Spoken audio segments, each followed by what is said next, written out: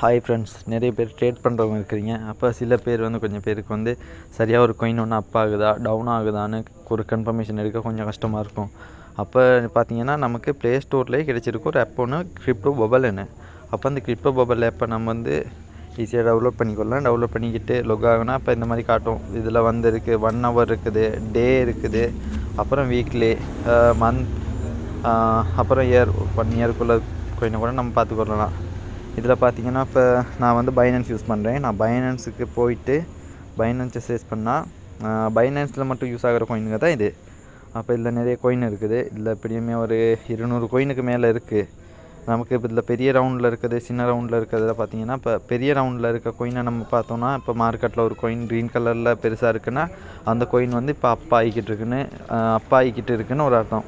அப்போ நம்ம அதை வச்சு ஒரு கன்ஃபர்மேஷன் எடுத்துக்கலாம். மற்றது இதே கோயின் நம்ம சர்ச் பண்ணி இப்போ இதுக்குள்ளேயே நமக்கு ட்ரேடிங்குக்கு போயிட்டு நமக்கு அனலைஸ் பண்ண கொஞ்சம் ஈஸியாக இருக்கும்.